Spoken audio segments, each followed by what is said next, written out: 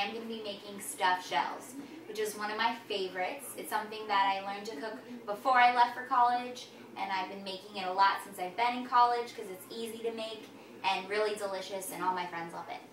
So the first thing that you do is make the stuffing, which is really, really easy. It has onions, beef, spinach, and cheeses. So the first thing that I'm going to do is grill up my onions a little bit. I'm going to saute them. So I've started heating up some olive oil, about 2 tablespoons, in a pan over here.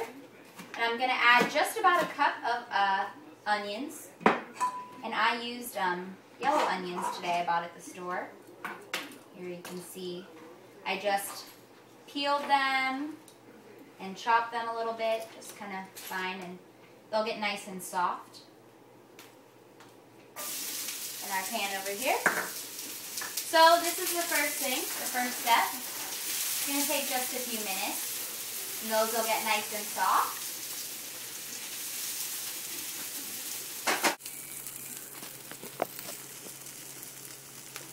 So these onions have been going for a minute. See, they're a little bit brown. Now I'm going to add my garlic.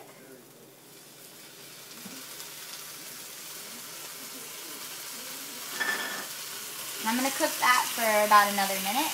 I don't want it to get too brown. I just want it to saute up a little bit before I add my meat. Now I have a pound of ground beef here that I got from the store. And I'll add that in. That smells really delicious. You know, they always talk about smell-o-vision. If only we had that, or taste-o-vision, then you could try the things. Alright, in with the beef. Okay. I'm going to let this ground beef go for a while until it's pretty dark and kind of crumbled up a bit. Now I'm just about done browning the meat and the onions and the garlic. So when it gets nice and brown and crumbled, you can see that there's a lot of fat. So I'm going to take it over and I'm going to strain out the fat.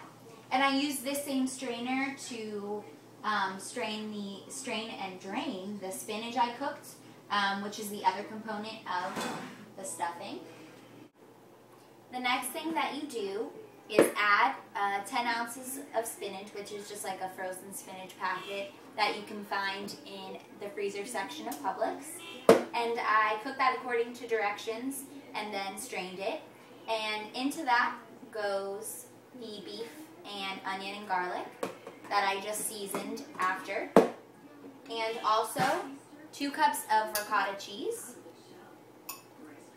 Right in there. And then also my other cheeses. So it's 1/2 a cup of mozzarella and 1/4 a cup of Parmesan. And then to that, to bind it together, I'm going to add 2 eggs that have been beaten. And eggs are a common ingredient for binding. You'll see in meatloaf and stuff like that. And that is the stuffing. The next thing after that is to stuff your shells. So what I did is I boiled my shells according to the package. And then you want your shells to cool, but you don't want to leave them sitting in without water, because then they'll dry out and you don't want that. And you don't want them in hot water, so I left them in a bowl of cold water. So I've strained out my shells and I can start stuffing. Now the next thing that happens is I have 1 1/4 cup of tomato sauce, any kind preference you like. I liked Classica. I think Barilla is what I used. And put that down in the bottom of the pan, just kind of to coat the pan just really lightly with sauce. And then the rest of your sauce is going to go on top of the shells at the end. Okay, looks like that. And now it's time to stuff, the best part. Oh, and your oven should be at 350 degrees, preheated. Okay, so let's see. It's alright if your shells aren't perfect. You're going to eat them. You're not going to look at them. But here is a good one. So what you do is I kind of have the cup palm method, and I like to use a spoon. So I just grab my spoon, and I spoon on in. And depending on how much pasta to stuffing ratio you like, that kind of looks about right. Not too overflowing, but a nice good 2-bite shell. You'll just stick it in the corner because you're going to set them up in rows. As you can see, all my shells are done now. So the last step is to add the remainder of the sauce, which is about 2 cups. Just over the tops of a few. Spread that out. Okay. This looks awesome. Just like that. Then add tin foil over top.